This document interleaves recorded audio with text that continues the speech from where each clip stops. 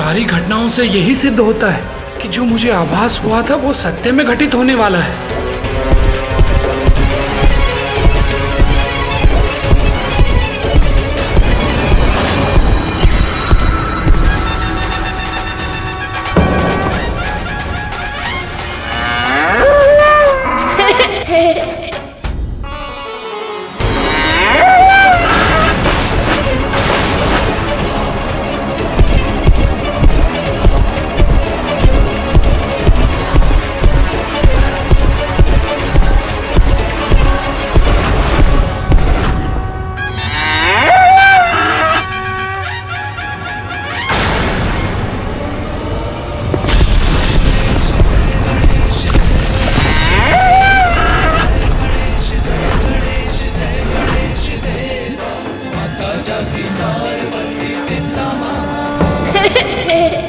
चतुर गणेशा।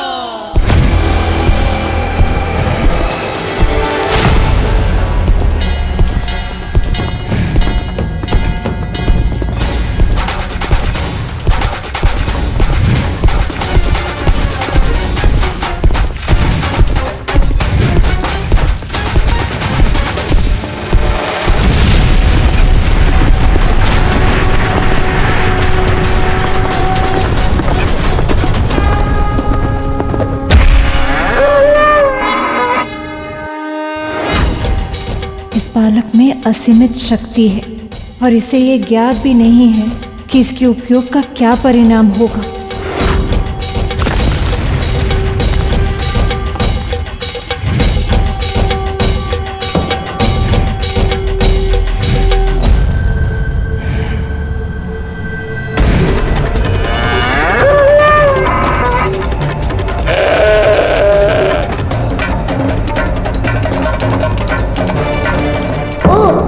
ये दोनों मिलकर मुझ पे वार करने की योजना बना रहे हैं।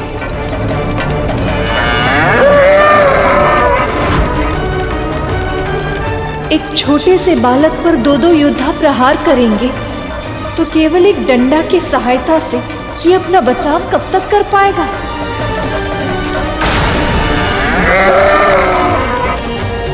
प्रभु, नंदी और श्रृंगी ऐसा कैसे कर सकते हैं? महादेव के ये दो गण सात्विक प्रवृत्ति के धर्म का पालन करने वाले प्राणी हैं देवी। वो अकारण ही कभी किसी पर आक्रमण नहीं करते, पर महादेव को कैलाश में प्रवेश करने से रोककर उनकी बात सुने बिना, कारण जाने बिना ही उनका अनादर करना अनुचित है। और श्रृंगी और नंदी ऐसे भक्त हैं कि वे अपना अपमान तो सह सकते हैं, किंतु अपने आराध्य प्रभु महादेव का कभी नहीं।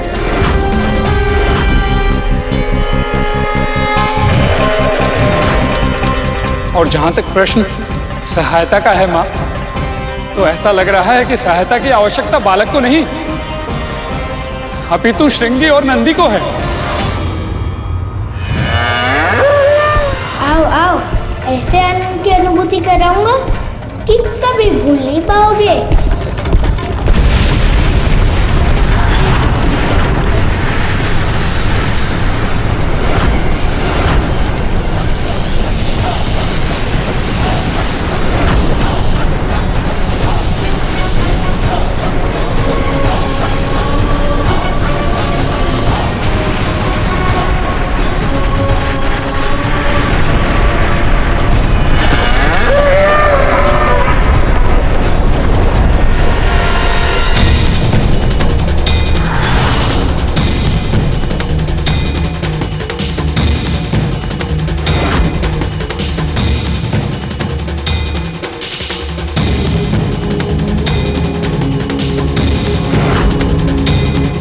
कौन है ये बालक? ऐसी कौन सी शक्ति है इसके दंड में कि हम इसका सामना नहीं कर पा रहे? ये तुमने ठीक नहीं किया बालक। चिल्ला तो ऐसे रहो कि मैं तुमसे भयभीत हो जाऊंगा। तो आगे बढ़ो ना, आओ ना, तो फिर माँ के दंड का दंड तुम्हें भी मिलेगा। आ जाओ आगे।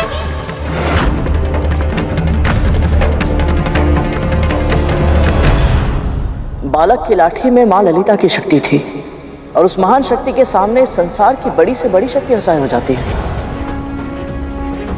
उस शक्ति का सामना तो बड़े से बड़े देवता के लिए भी कठिन होता। तो फिर श्रृंगी और नंदी के लिए तो ये असंभव ही था। तूने सत्य कहा करो। इतने वर्षों बाद आप समझ पाई हो कि तू जैसा है वैसा क्यों है, क्योंकि तेरे भीतर तेरी मां की तपस्या की शक्ति है और उसी शक्ति के प्रभाव के कारण तुझे पराजित करना असंभव नहीं, किंतु हाँ कठिन अवश्य है।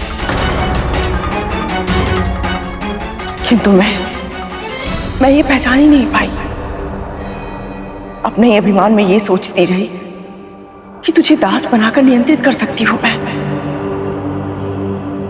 कितनी बड़ी मूर्ख हूं मैं। लोगों को ज्ञात हो जाता है कि उन्होंने क्या भूल की, किंतु ये बालक को ज्ञात नहीं था और इसीलिए वो अभी शिव गणों को चुनौती दे रहा था। तुम सब कहते कि मुझे बांध लोगे, पल से भीतर प्रवेश कर लोगे। यदि मैंने तुम्हें रोकने का प्रयास किया तो तुम्हारे स्वामी तो बहुत क्रोधित हो जाएंगे ना, और मुझे भस्म कर देंगे। एक बालक से पराजित होकर मन विचलित हो गया।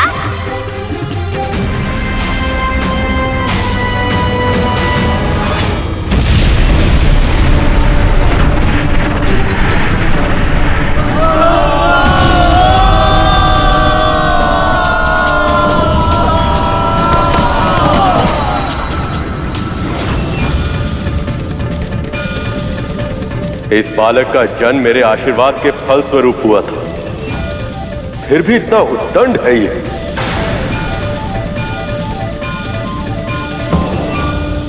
हाँ स्वामी, इस बालक के व्यवहार से तो मैं भी चकित हूं।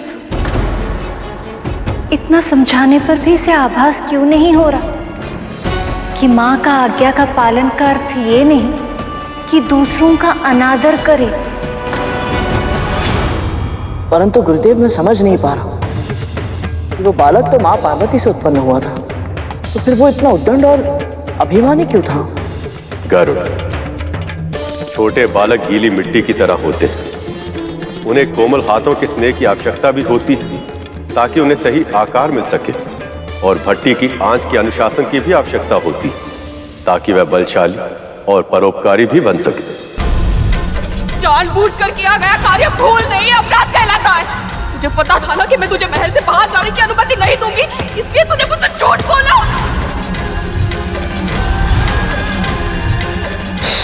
औषधि लगा रही हूँ तो जलन हो रही है, जब मार रही थी तब तो आ तक नहीं की। सत्य कहा गुरुदेव ने। माँ ने भी बहुत अनुशासन के साथ प्यार और डांट दोनों का पालन करके ही मुझे इस लायक बनाया। उनके बिना मैं कुछ नहीं। जब माता पिता के पालन पोषण में आवश्यक संतुलन नहीं होता तो संतान हठी और उद्दंड हो ही जाती है। माँ पार्वती ने अपने बालक को अपार स्नेह तो दिया, परंतु उसे अनुशासन का पाठ नहीं पढ़ाया। इसलिए जब उस बालक के हाथों में शक्ति आ गई तो वे स्वयं को संभाल नहीं पाए। माँ की लाठी में समाई शक्तियों ने उस बालक के मस्तिष्क में अभिमान भर दिया था और वह ये भूल गया था कि संसार में जो कुछ भी होता है प्रभु की इच्छा से ही होता है।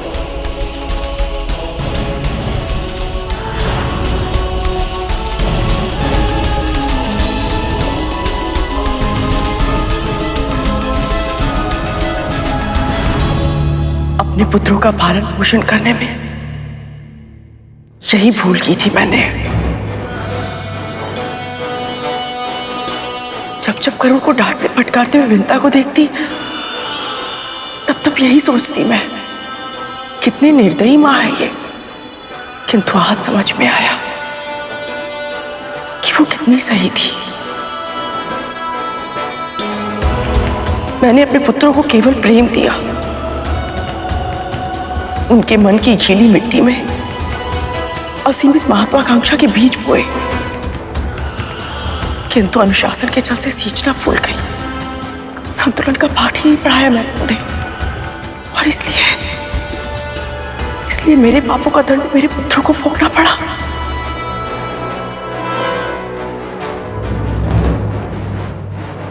ऐसा ही होता है देव, यही विधि का विधान। उधर बालक का व्यवहार देखकर माता लक्ष्मी उसके लिए चिंतित हो रही थी और प्रभु विष्णु का क्रोध बढ़ रहा था, और देवऋषि उन्हें तो पता ही नहीं लग रहा था कि आगे अब क्या होगा।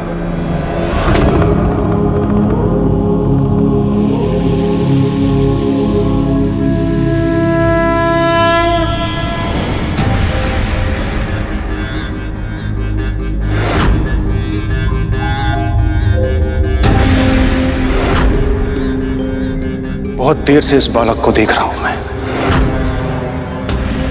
अब समय आ गया है कि कोई इसे भय का अर्थ सिखाए। अब तो आप ही ये प्रयास कर सकते हैं महासर्प। बस इसके बहुत निकट मत जाइएगा, इसके दंड से बहुत पीड़ा होती है सर्वश्रेष्ठ। चिंता मत कीजिए, मेरा महाविशाल रूप इस बालक को भयभीत करने के लिए पर्याप्त होगा।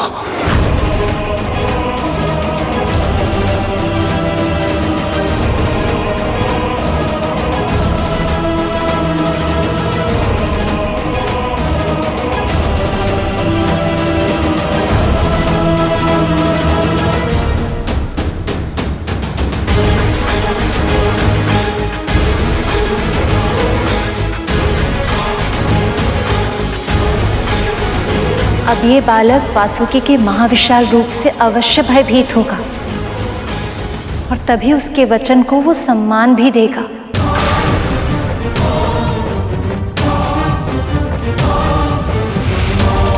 मैं आशा करता हूं कि ऐसा ही होगा देवी, अन्यथा परिणाम बहुत बुरा होगा। अज्ञान और अभिमान के कारण कहीं ये बालक अपना ही अहित न कर बैठे।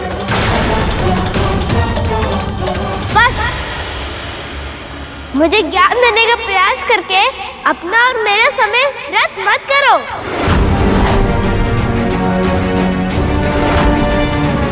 तुम सब अब तक नहीं समझे, पर मैं समझ गया हूँ।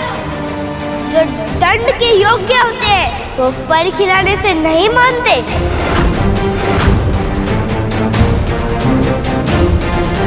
ठीक है, निर्णय करो। पहला प्रहार तुम करोगे कि मैं करूं? तुम्हें आभास भी है कि मैं कौन हूं? पहचानता तो नहीं हूं, पर इतना अवश्य जानता हूं, तुम भी वही बसम वाले के कोई शुभ चिंतक हो। वैसे प्रसन्नता तो करनी चाहिए, कुछ तो बात है उस जटाधारी भिक्षुक बाबा में। इतनी सारी योद्धाओं को अपनी जटाएं से बांध कर रखा है उन्होंने।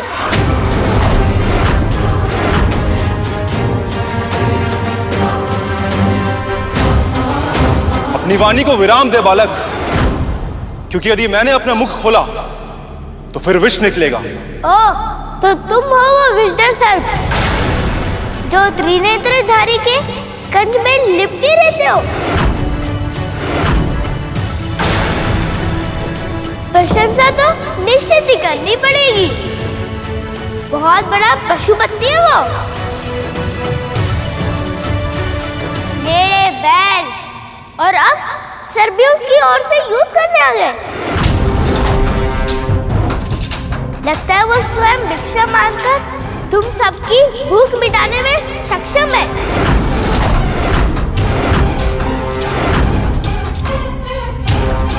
नहीं तो ऐसी स्वामी भक्ति कहाँ से आती? नारायण नारायण, ये तो महादेव की निंदा करते करते उनका गुणगान करने लगे। पर विडंबना यह है कि इसे इस बात का आभास ही नहीं। नारायण नारायण। पर कहीं ऐसा ना हो कि उसे आभास होते होते बहुत देर हो जाए।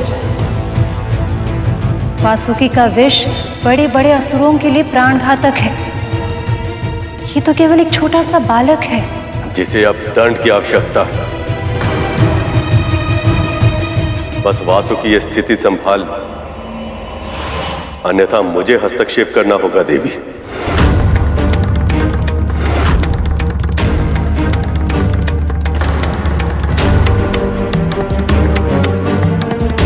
ध्यान रखना, यदि तू स्वामी भक्त हो तो मैं भी मात्र भक्त हूँ।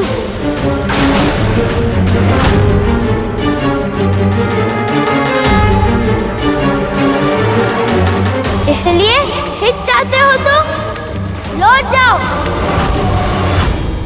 और युद्ध चाहते हो तो आगे आओ।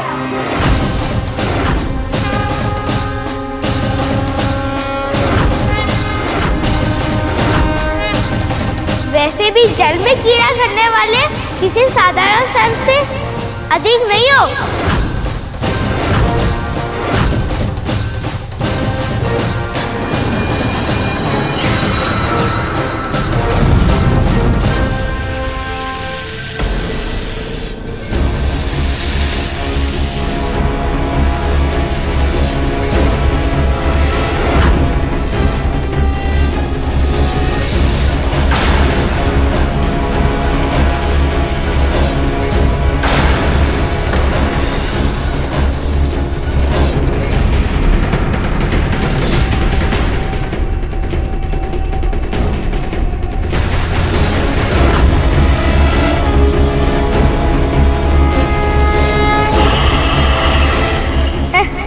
बढ़ चुका आकार या भी और बढ़ाना है?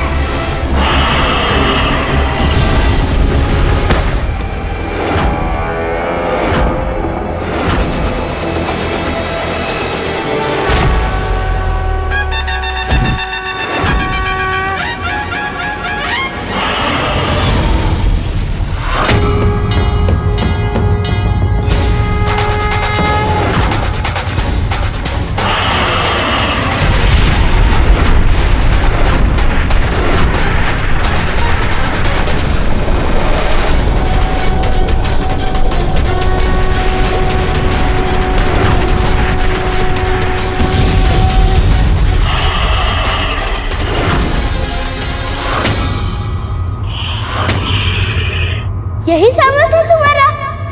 इतना ही है तुम्हारे विक्रम प्रभाव? अभी भी समझा रहा हूँ, लौट जाओ।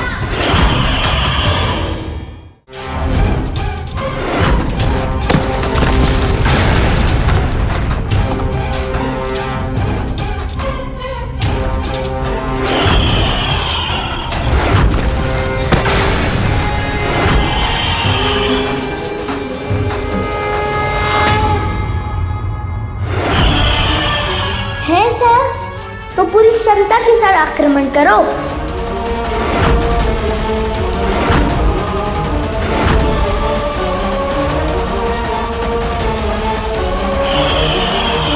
लगता है वासुकी बहुत क्रोधित है, कहीं वो इस बालक को हानि ना पहुंचा दे।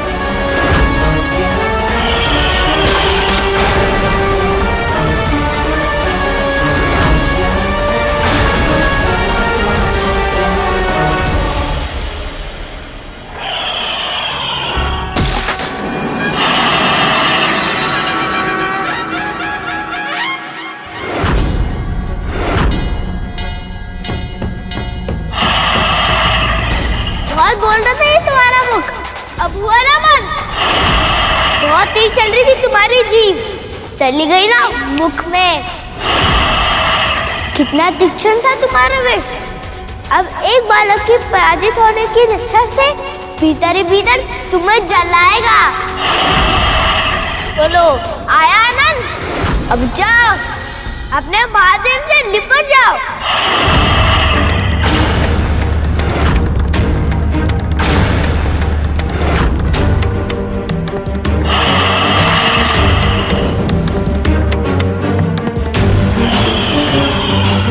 विष तो ठीक है तुम्हारा, पर लक्ष्य भेजने में बहुत ही कच्चे हो तुम। सदा सुख भर में चुप जाते हो। अब देखना ये लक्ष्य भेद का अभ्यास कितना अच्छा है। यदि इस बालक ने वासुकी को कोई नुकसान पहुंचाया या अपनी उदंडता पर नियंत्रण नहीं रखा तो मुझे स्वयं उसे इसका दंड देने जाना होगा, जो इस संसार और अन्य देवताओं के लिए योग्य नहीं होगा।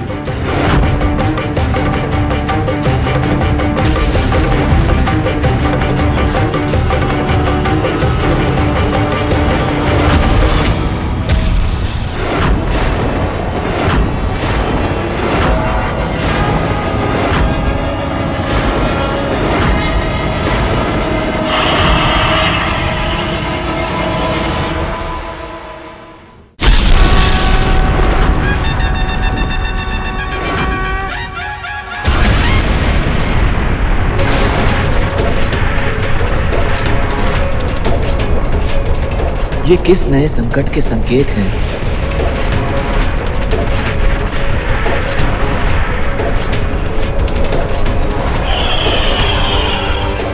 विश्वास नहीं होता, इस बालक ने सचमुच वासुकी नाग को हरा दिया।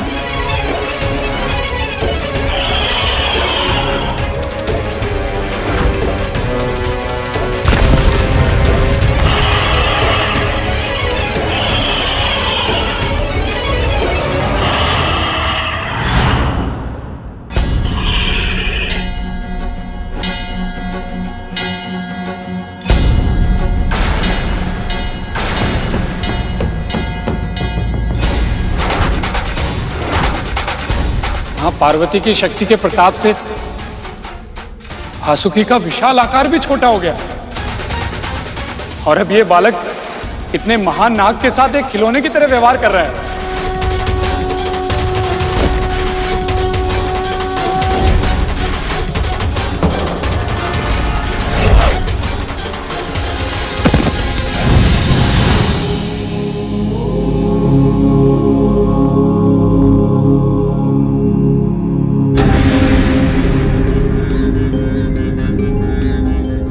महादेव को समाधि से जगाना आसान नहीं है, और यदि वो क्रोध में जागे तो ना जाने इस बालक का क्या होगा।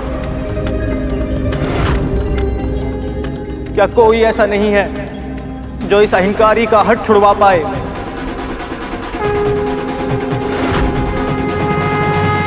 अब इस बालक की उदंडता अति की सीमा को लांघ चुकी है। अब मुझे जाना ही होगा। प्रभु, स्वयं महादेव और सखी पार्वती उस बालक के माता पिता हैं, और वो दोनों अपने पुत्र को अनुशासन का पाठ पढ़ाने के लिए पूरी तरह सक्षम हैं। मुझे नहीं लगता कि इस समय आपको हस्तक्षेप करना चाहिए, कहीं बात सुलझने के बदले बिगड़ न जाए।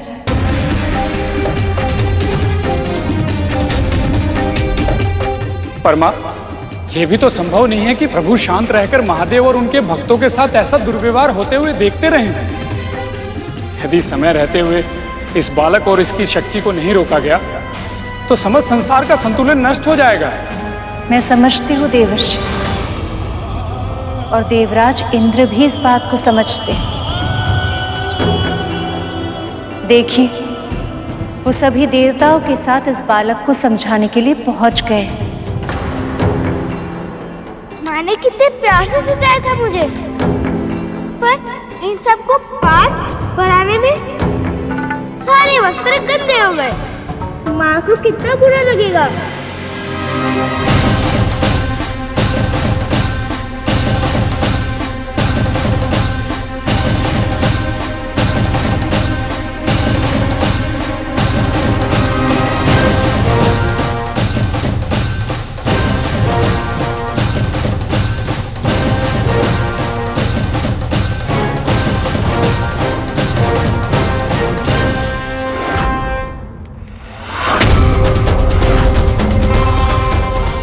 कौन आ रहा है पिटाई खाने? सचमुच इस बहरूपी में कुछ तो विशेष है, जो कभी पशु युद्ध करने आ जाते हैं तो कभी दिव्य प्राणी।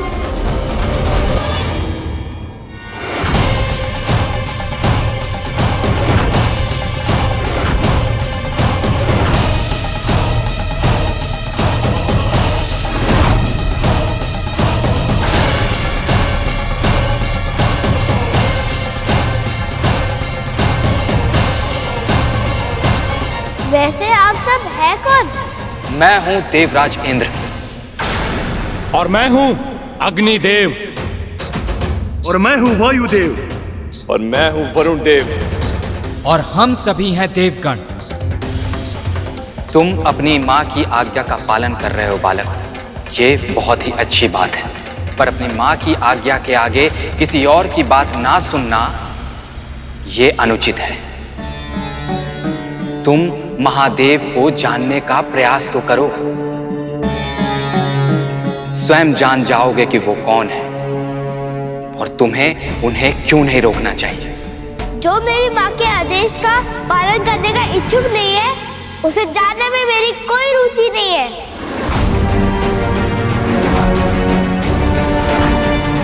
जिस बहरूपी का पक्ष लेकर आज सब यहाँ आए हैं, वो केवल विचित्र वेश धरने में पारंगत नहीं है, काप पुरुष भी है।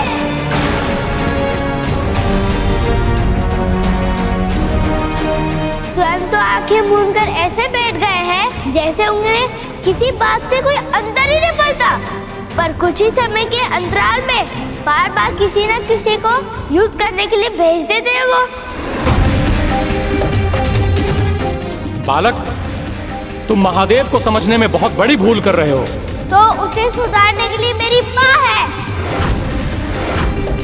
तुम्हें मेरी भूल सुधारने का अधिकार किसने दिया? उन वनवासी बाबा के पक्षकार बनना बंद करो। जीवा संभाल कर बात करो बालक। जिस जीवन का उपयोग तुम मुझे उद्देश्य देने के लिए कर रहे हो, उसे अपने मुख के भीतर ही रखो और अपने कानों के पट खोलकर मेरी बात सुनो। ये द्वार तब तक नहीं खुलेगा जब तक मेरी माँ इन्हें खोलने की आज्ञा न दे। इसलिए उल्टे सीधे तर्क देकर उन भैरूपी बाबा को पक्ष लेना बंद करो और उल्टे पैर लौट जाओ उनके पास। बालक, तुम हठी तो हो ही, साथ ही उदंड भी हो। यदि तुमने इस क्षण हमारी बात नहीं मानी तो हमें अपने बल का प्रयोग करना ही होगा। तो प्रतिशा किस लिए कर रहे हो? मुहूर्त दिखलाऊं क्या?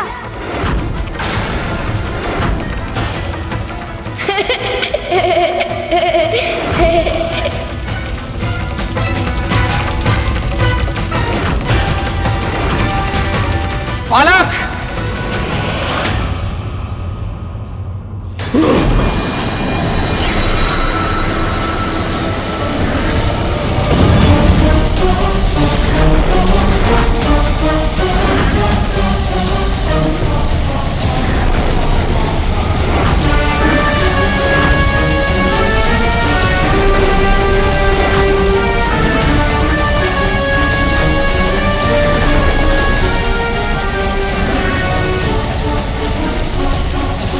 मेरे अग्नि का प्रभाव इस डंडे पर क्यों नहीं हो रहा है?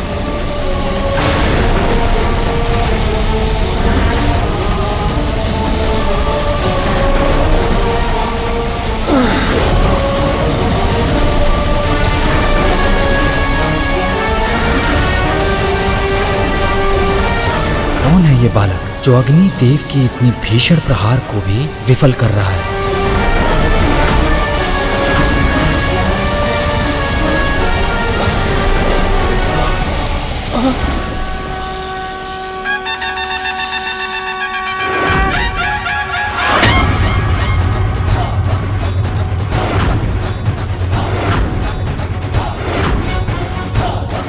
मेरी वायु की तीव्र शक्ति से आक्रमण करूंगा मैं।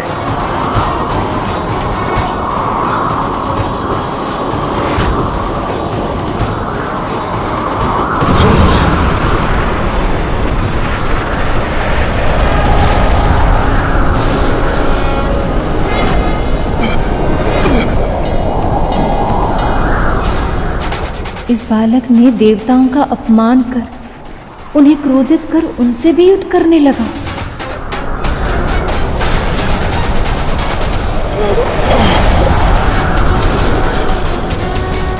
मैंने अभी अभी प्रभु को शांत कराया है। यदि इनका क्रोध पुनः जागृत हुआ तो न जाने ये युद्ध कितना बड़ा रूप लेगा।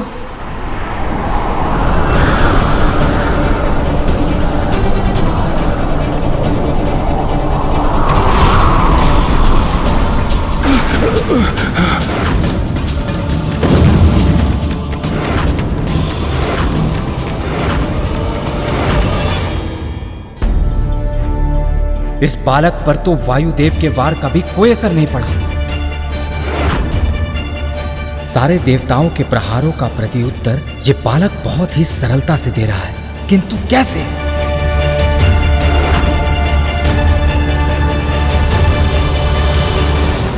इतने सारे व्यक्ति उन्हें मना कर रहे थे, महादेव के पक्ष से उन्हें समझाने का प्रयास कर रहे थे, फिर भी बाल गणेश के मन में यह शंका क्यों नहीं आई कि वो कुछ अनुचित कर रहे हैं? क्योंकि जब भी कोई व्यक्ति कोई अनुचित कार्य या पाप कर रहा होता है, तब तब वो अपनी अंतरात्मा की पुकार को अनसुना करता है।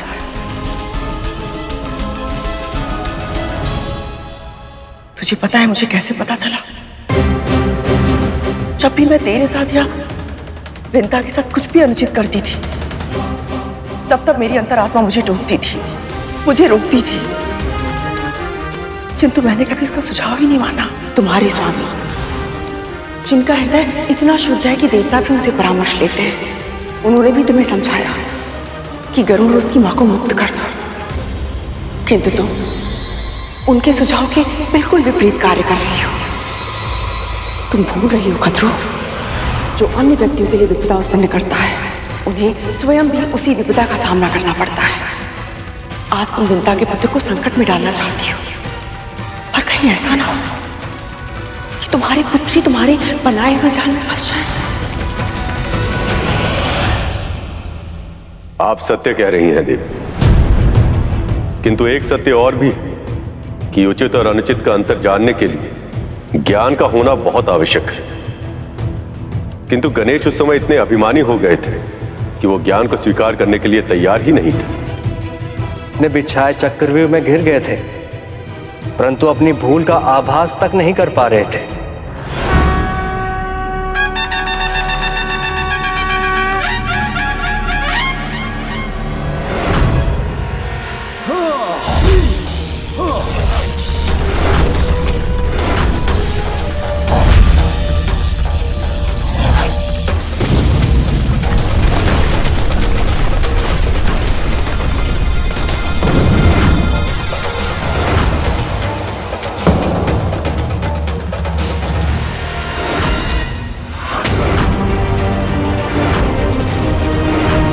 देवताओं, आक्रमण!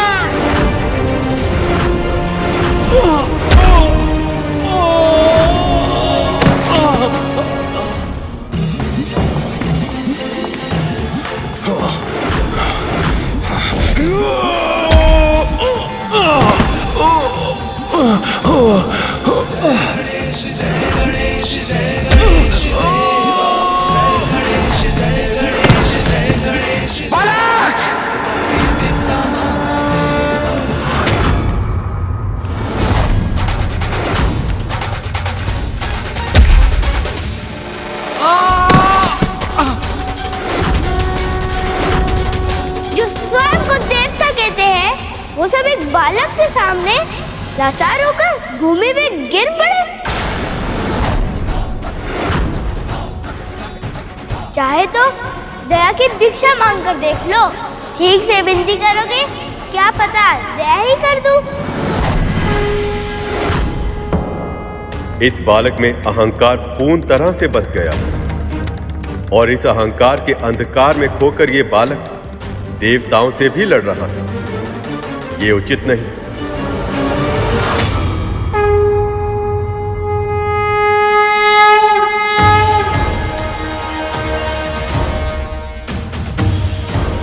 हे नारायण, अब आपको हस्तक्षेप करना ही होगा।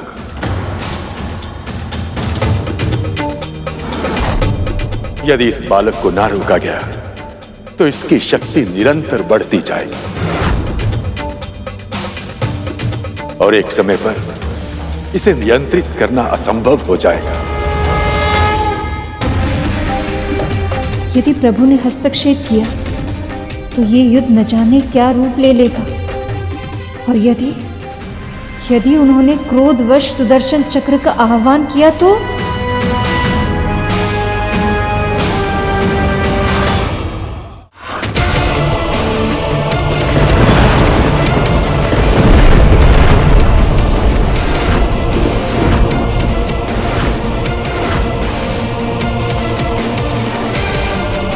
कुछ कीजिए प्रभु, शीघ्र ही, नहीं तो अनर्थ हो जाएगा। देवराज इंद्र ने अपने वज्र का आह्वान कर ही लिया है।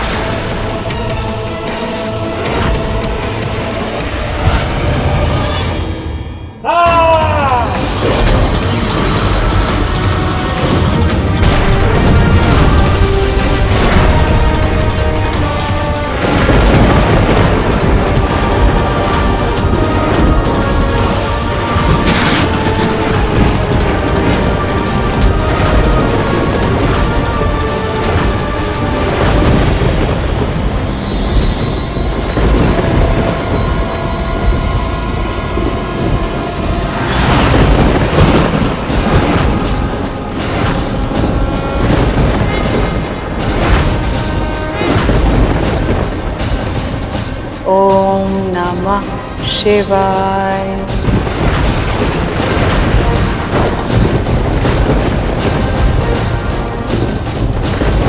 ओम नमः शिवाय।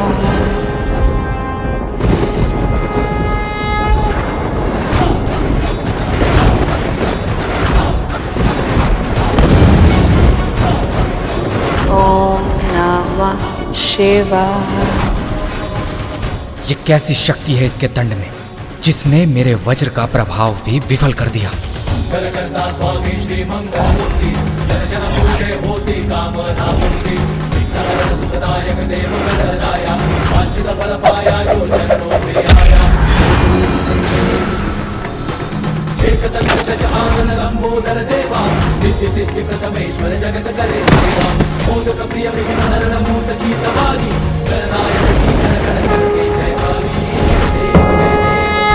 बस बहुत हुआ। देवताओं की रक्षा करना मेरा धर्म है और मैं अपने धर्म का पालन अवश्य करूंगा।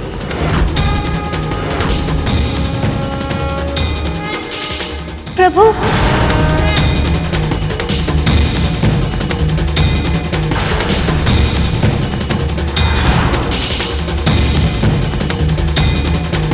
मां, तुम देव प्रभु विष्णु और महादेव अर्थात त्रिदेव एक ही समय पे एक ही स्थान पर एक ही शक्ति के विरुद्ध, अब क्या होगा मां?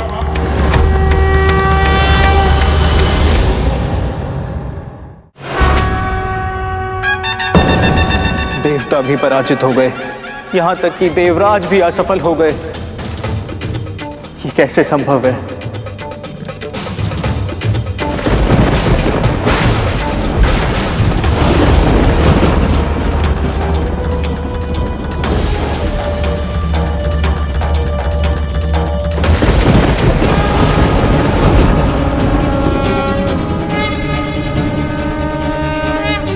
प्रभु,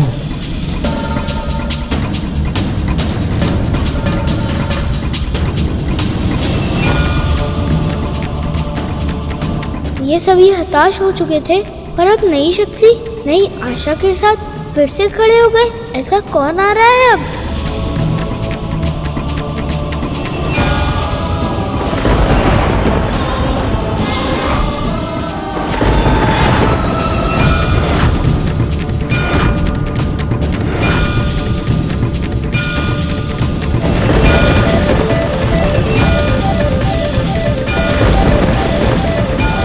इस बालक के कारण आज ब्रह्मदेव, प्रभु विष्णु और महादेव एक ही स्थान पर एक ही समय पे एकत्रित हो गए।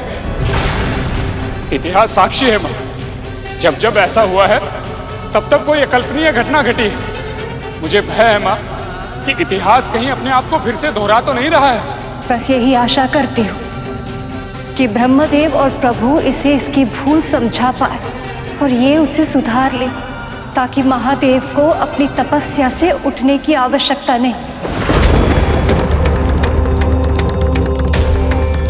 यदि महादेव को ज्ञात हो गया कि उस बालक ने उनके गणों के साथ अहित किया है, तो उनके क्रोध का समुद्र अपनी सीमा तोड़ देगा। और यदि वो सखी पार्वती के परम प्रिय पुत्र पर क्रोधित हो गए, तो सखी पार्वती क्या करेगी, इसकी तो मैं कल्पना भी नहीं कर सकती।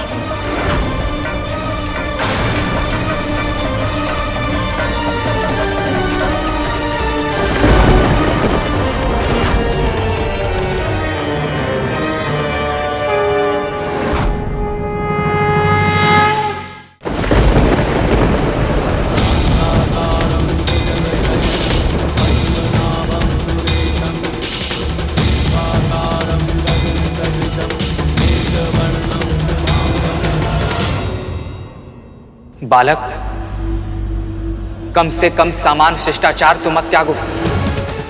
तुम्हारे सामने सृष्टि के रचयिता ब्रह्मदेव और स्वयं पालनकर्ता प्रभु विष्णु उपस्थित हैं। इन्हें प्रणाम करो बालक।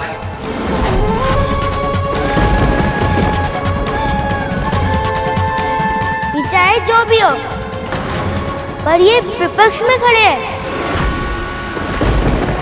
इसलिए शत्रु है ये मेरे।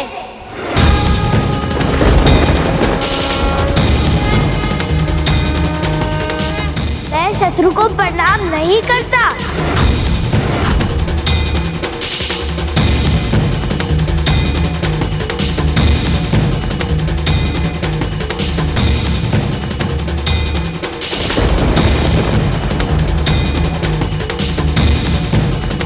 शीघ्र आइए स्वामी, एक शुभ समाचार आपकी प्रतीक्षा कर रहा है। मुझे पूरा विश्वास है कि उसे देखकर आपके मुख पर प्रसन्नता के सहस्त्रों सूरज जगमगा उठेंगे।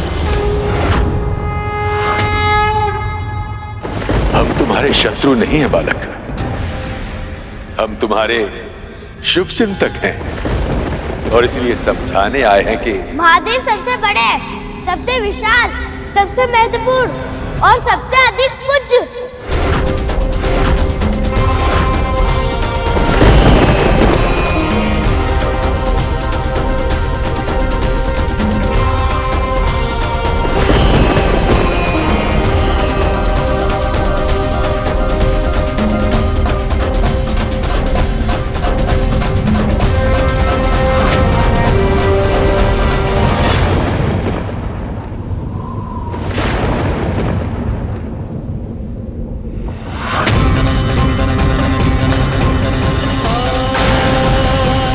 अवश्य ही हवा से बुझी होगी ये दीपक। अब तो मेरे प्रभु पुनः लौट रहे हैं, अब कुछ भी अशुभ नहीं हो सकता है।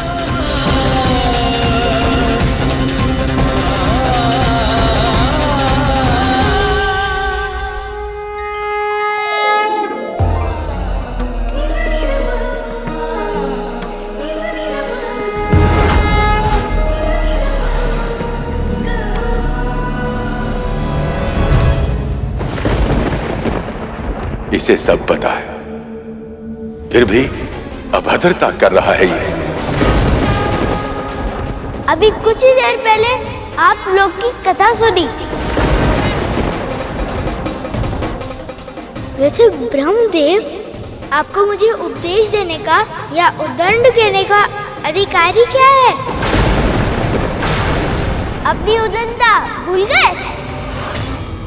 अपना एक शीश उसी कारण गवाया था ना आपने?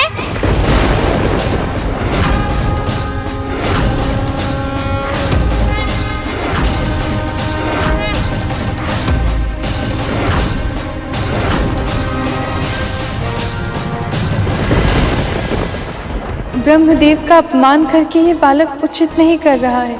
यदि इसने अपनी वाणी पर विराम नहीं दिया तो प्रभु विष्णु इसे कभी क्षमा नहीं करेंगे।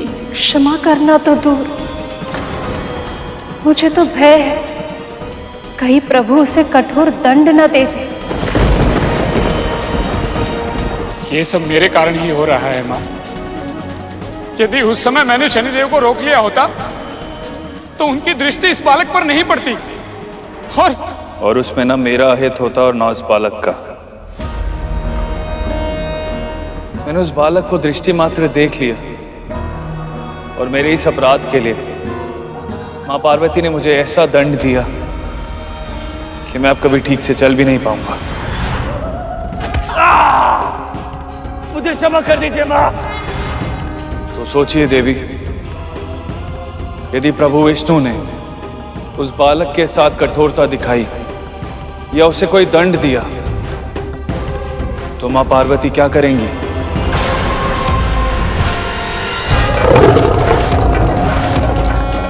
हे प्रभु, कोई अनिष्ट ना हो जाए। तुम सत्य कह रहे हो बालक। अपनी उदंडता और अपने अभिमान के कारण ही मैंने अपना एक शीश गंवा दिया था। विनम्रता और ज्ञान का पाठ इतना कठोर दंड सहने के बाद ही सीख पाया हूं मैं। किंतु तुम्हें यह करने की आवश्यकता नहीं है। हठ नहीं किया करते। हठ छोड़ दो और अपनी भूल स्वीकार करके इन सभी से क्षमा मांग लो। क्षमा और मैं कभी नहीं।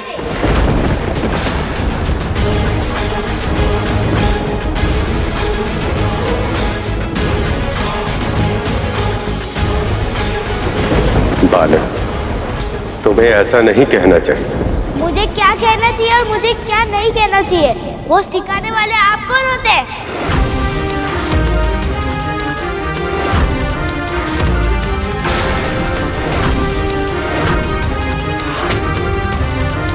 तुम जानते भी हो तुम किसका अपमान कर रहे हो? प्रभु विष्णु इस संपूर्ण जगत के पालन करता है और तुम्हारा जन्म भी इन्हीं के आशीर्वाद स्वरूप हुआ है। तो ये मुझे क्यों नहीं पता? या फिर ये भी संभव है कि आप भीतर प्रवेश करने के लिए असत्य बोल रहे हैं?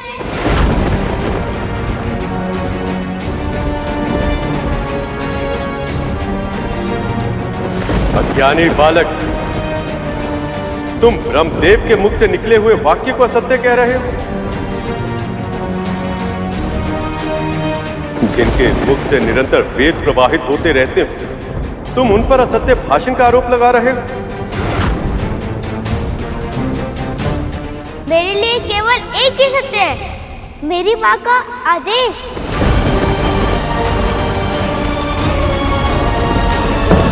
यदि आप सबने मेरे सत्य का सम्मान नहीं किया तो उसका उत्तर ये डंडा देगा।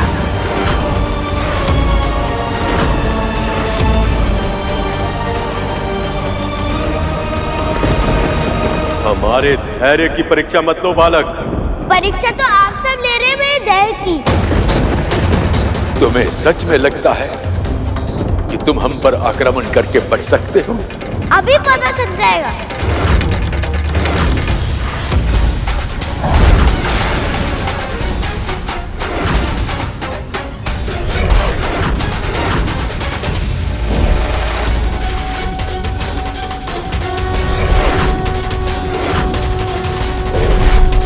मां शक्ति के दंड के प्रहार से कैसे बचेंगे ब्रह्मदेव?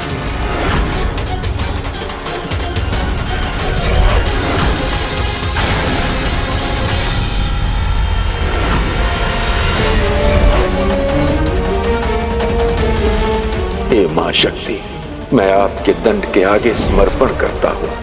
मैं आपके दंड के आगे नतमस्तक हूं।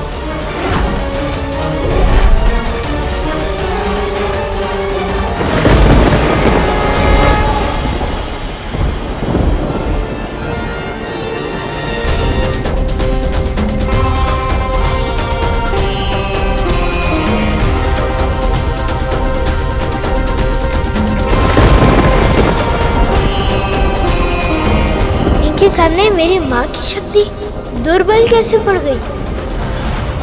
ये प्रश्न तो मेरे भी मन में आ रहा है गुरुदेव। माँ की शक्ति ही ऐसी होती है कर। यदि कोई विरोध करे तो वो पूरे वेग से आकर अपने विरोधी से टकराती, रौद्र रूप में उसका सामना करती और उसे पूरी तरह से नष्ट कर देती। किंतु यदि कोई समर्पण कर तो वह क्षमा भी कर देती है। जब मैं डिम में था और मुझ पर संकट आया था तब मेरी माँ भी बहुत अधिक क्रोधित हुई थी, किंतु अब जब बड़ी माँ ने अपनी भूल मानी तो माँ ने उन्हें क्षण ही क्षमा कर दिया।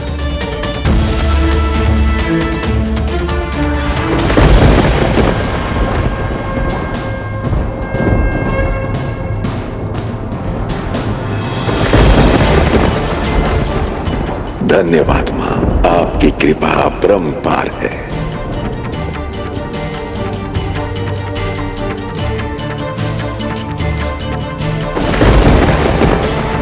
इसे क्या हुआ?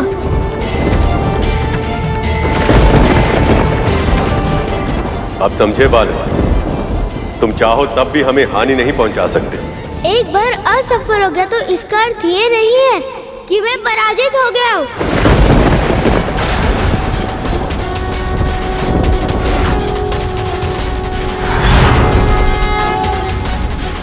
बालक,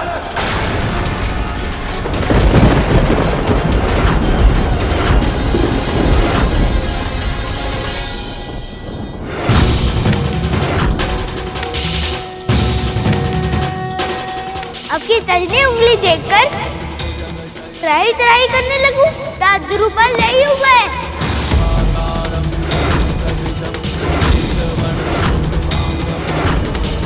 विश्वास ना हो तो मैं चुनौती देता हूँ, वार कीजिए मुझ पर।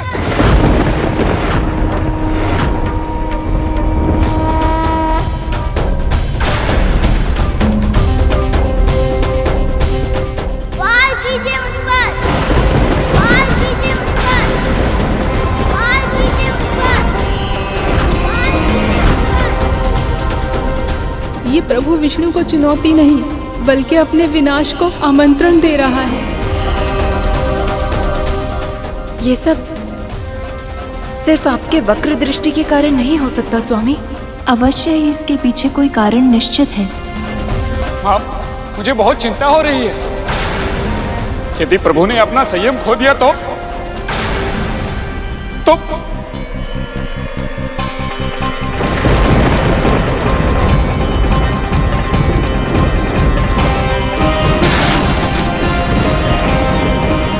विनाश के चिन्ह प्रकट होने लगे थे, बातों की रचना विकट हो चली थी, बिजली अपना रौद्र रूप दिखा रही थी। ऐसा प्रतीत हो रहा था जैसे संपूर्ण ब्रह्मांड उस बालक को होने वाले अनर्थ का संकेत दे रहा हो। प्रभु विष्णु का क्रोध तो बढ़ता ही जा रहा है नंदी जी।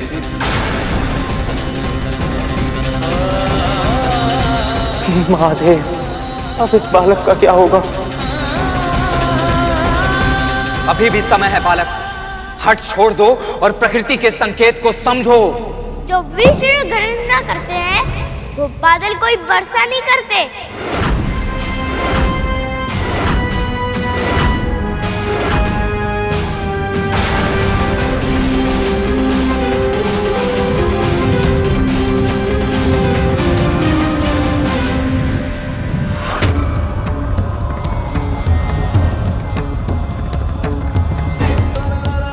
महादेव समाधि में थे, पर अनिष्ट की आशंका से उनके ललाट पर सफेद की बूंद छलक आई थी। ऐसा लग रहा कि शीघ्र ही वो उनके तीसरे नेत्र तक पहुंच जाएगी और फिर सब समाप्त हो जाएगा।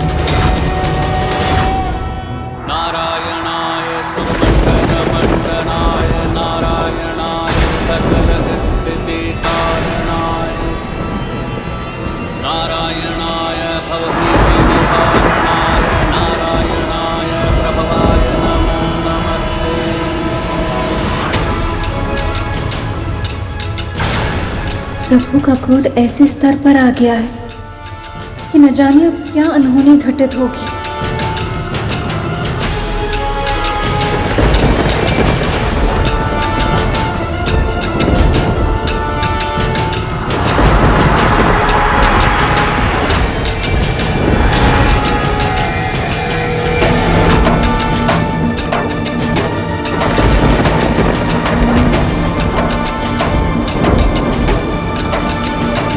सुदर्शन चक्र,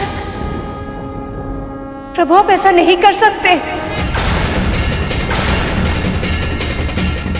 एक छोटे से बालक पर आप प्राणघातक अस्त्र नहीं चला सकते, अन्यथा अनर्थ हो जाएगा प्रभु, अनर्थ हो जाएगा।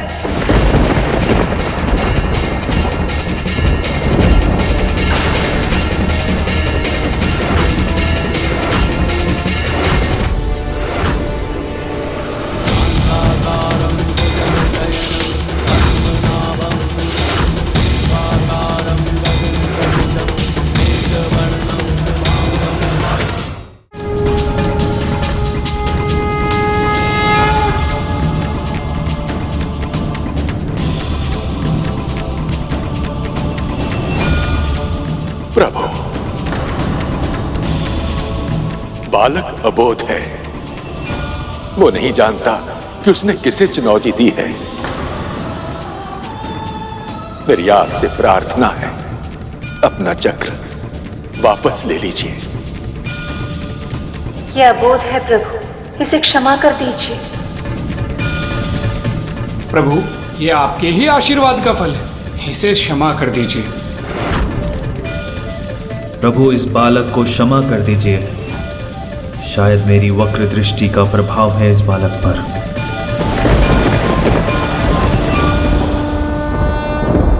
हित चाहते हो तो अपने मित्र का सुझाव मान लीजिए।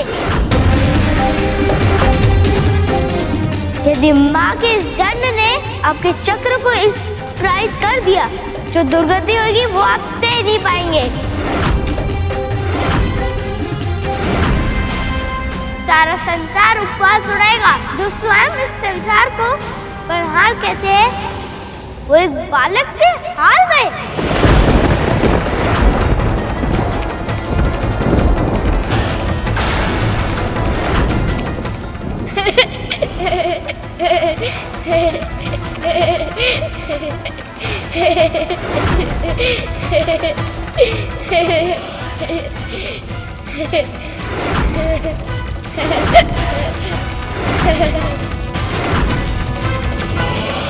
क्या हुआ? मुझ पे वार करने से भय लग रहा है? तो अब मैं आपका भय दूर कर दूंगा। पहला वार मैं करूंगा आप पर, पहला वार मैं करूंगा आप पर, पहला वार मैं करूंगा आप पर, पहला वार मैं करूंगा आप पर, पहला वार मैं करूंगा आप पर।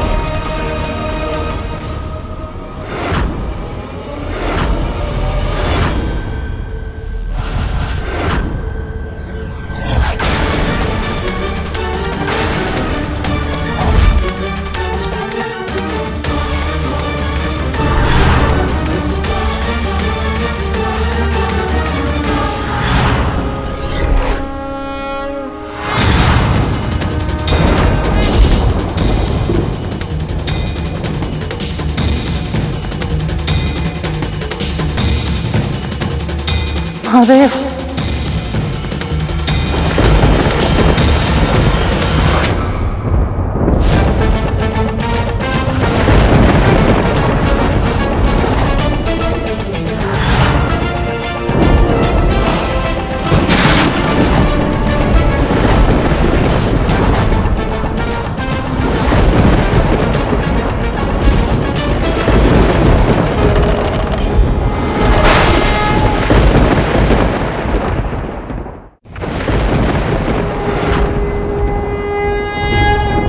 ये बहरूपी इतना शक्तिशाली है कि इसने माँ के ही दंड को अपने अंदर समा लिया।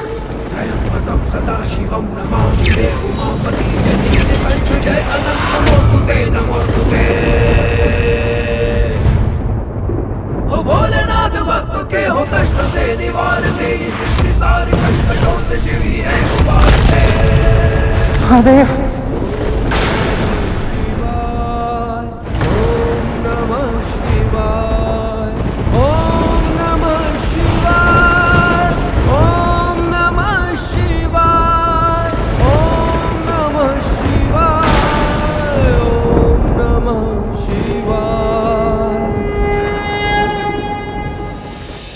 हे प्रभु, अच्छा हुआ आप ध्यान से जाग गए।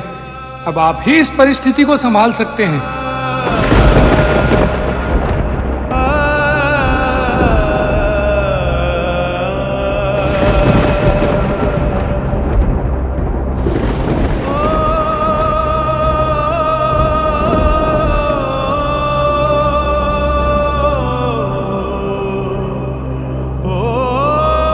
देखिए स्वामी, महादेव की समाधि टूट चुकी है। अब वो अपने पुत्र और इस स्थिति को अवश्य ही संभाल लेंगे। मुझे भय है, कहीं बहुत देर तो नहीं हो गई, क्योंकि इस बालक ने प्रभु ब्रह्मा, प्रभु विष्णु, अन्य सभी देवता और उनके साथ साथ उन सभी का अपमान भी किया है जो महादेव के प्रिय हैं।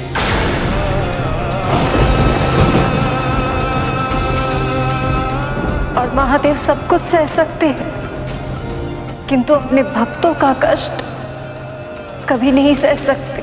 जिन तपस्वी पर कड़कड़ाती धूप, भयानक आंधी या मूसलाधार बारिश, इन चीजों का कोई असर नहीं पड़ता।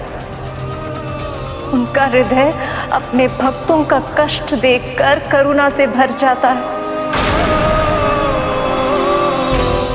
सखा ब्रह्मदेव, मेरे कैलाश पर आपका इतना असम्मान हुआ, इसके लिए मुझे क्षमा कीजिए।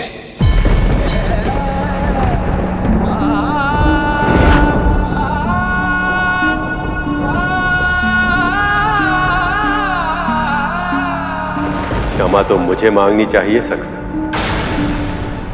मैं समय रहते नंदी, श्रृंगी और अन्य सभी की रक्षा नहीं कर पाए।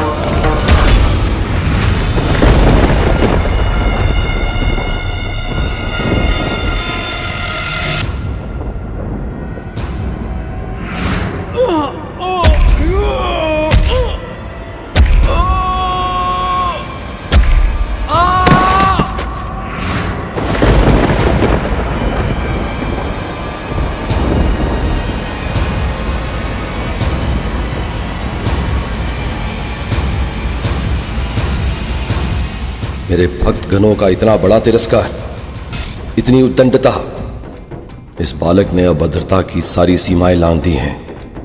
अब मुझे इसके अहंकार का अंत करना ही होगा।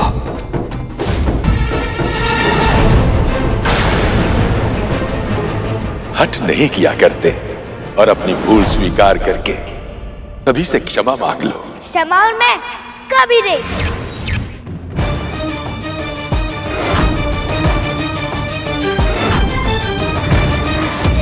बालक, तुम्हें ऐसा नहीं कहना चाहिए।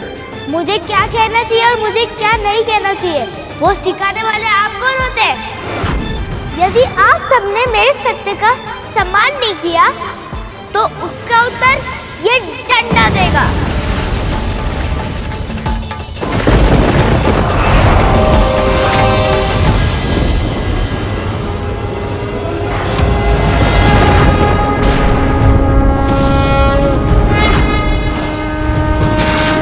त्र्यंबकं सदाशिवं नमामि हे उमापति जय नीलकंठ जय अनंत नमोस्तुते नमोस्तुते। ओ भोलेनाथ भक्तों के हो कष्ट से निवारते, ये सृष्टि सारी संकटों से शिव ही है उबारते।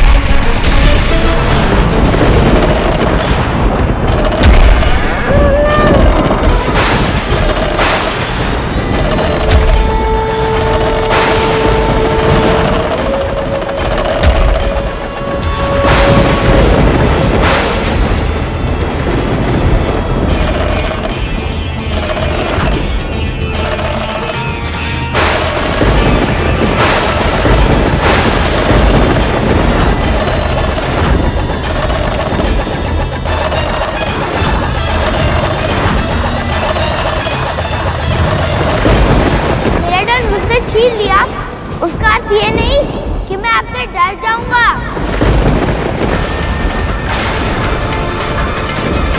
आप सबके लिए मुझे दंड की आवश्यकता नहीं। मेरा बाहुबली प्राप्त है।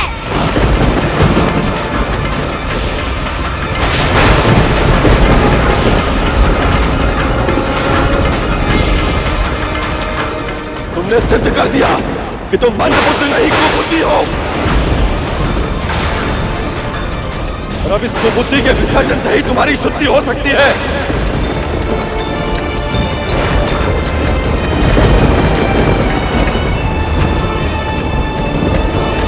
भिक्षुक! भिक्षुक! भिक्षुक!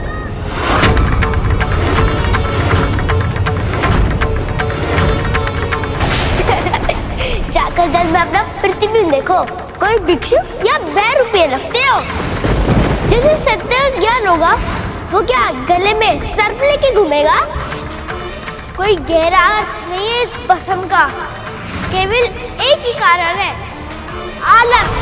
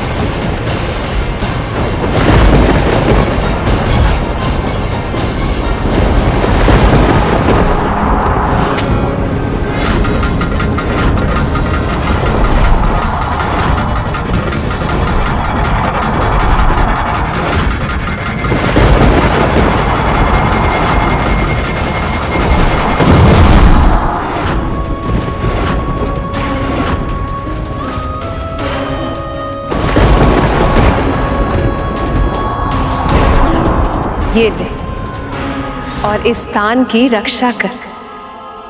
परंतु याद रहे, जब तक मैं बाहर वापस ना आ जाऊं, मेरे स्नान ध्यान में कोई भी व्यवधान ना पहुंच पाए।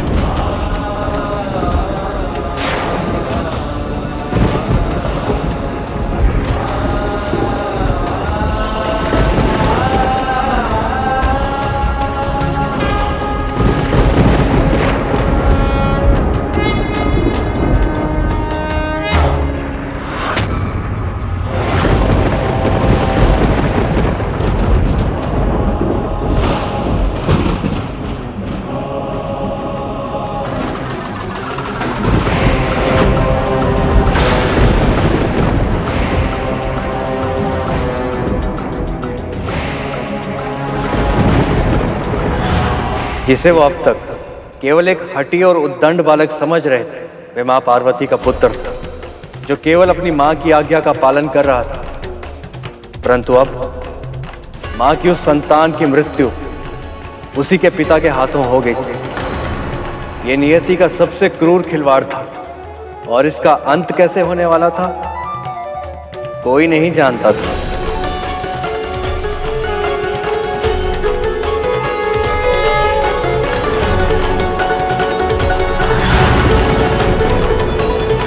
ये बालक बार बार अपनी मां की बात कर रहा था।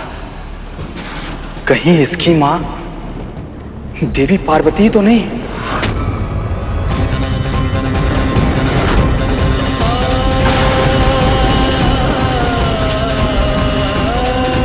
तो क्या अब तक हम मां पार्वती के पुत्र से युद्ध कर रहे थे? इतना बड़ा अनर्थ कैसे हो गया हमसे?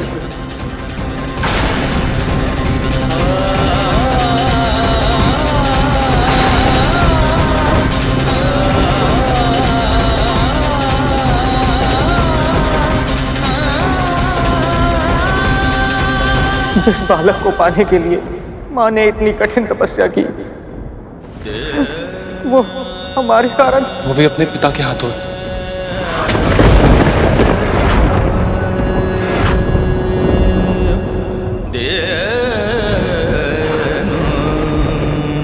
जब मां को ये सब पता चलेगा क्या होगा तब?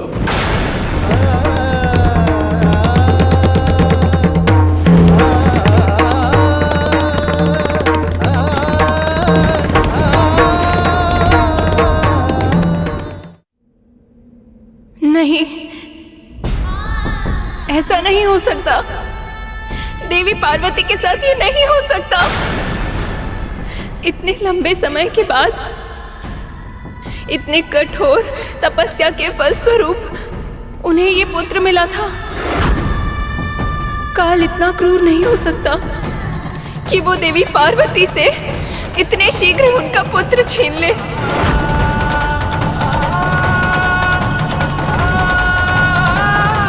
कहीं ये सब आपकी दृष्टि के कारण? वक्र दृष्टि से मेरे पुत्र को देखने का साहस भी कैसे किया आपने?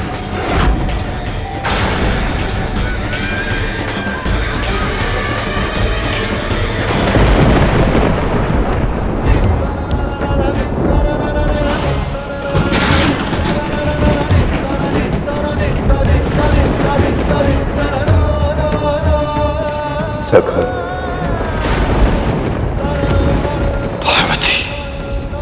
मुझसे ऐसा कैसे हो गया?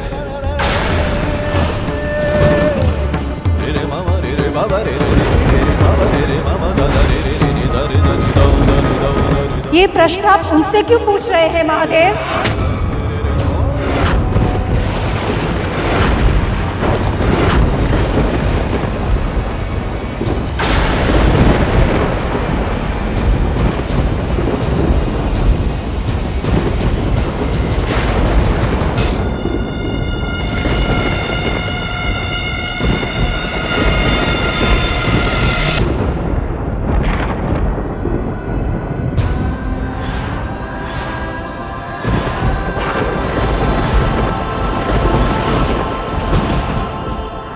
सभी माताओं का धन्यवाद, पर मुझे तो मेरी माँ के दिए हुए लाल फूल ही सबसे प्रिय लग रहे हैं।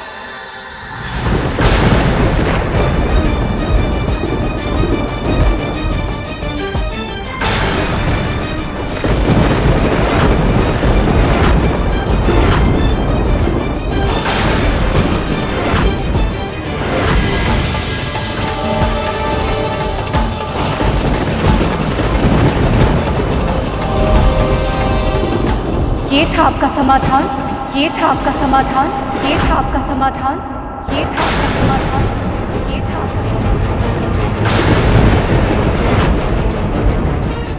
आप धर्म की रक्षा करने आए थे ना? ऐसे किया आपने धर्म की रक्षा?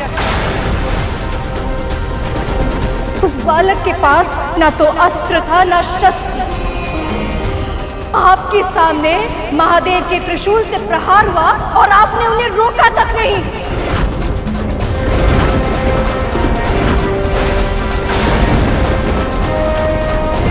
क्यों स्वामी? क्यों स्वामी? क्यों स्वामी?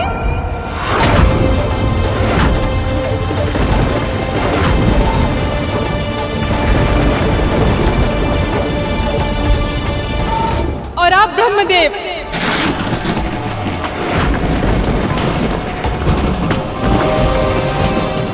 आप नारायण को सुदर्शन धारण करने से तो नहीं रोक पाए, तो महादेव को प्रहार करने से कैसे रोकते?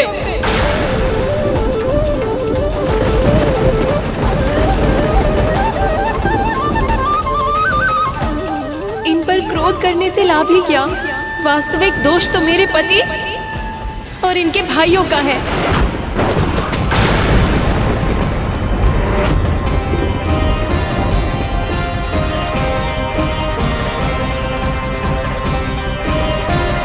बालक ने कुछ देर अपनी शक्ति का प्रदर्शन क्या कर दिया, इन्होंने तो उसे अपना शत्रु ही मान लिया। अपने सिंहासन की रक्षा करने के लिए इन्होंने सारी सीमा ही लांघ दी।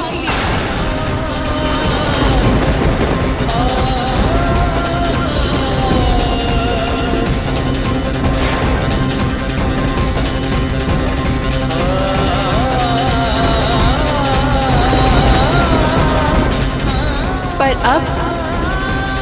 अब पूरे ब्रह्मांड में भी ऐसा कोई स्थान नहीं जहां ये छिपकर अपनी रक्षा कर सके। न जाने कितना भयंकर परिणाम होगा देवी पार्वती के क्रोध का जब उन्हें अपने पुत्र के वध के बारे में ज्ञात होगा।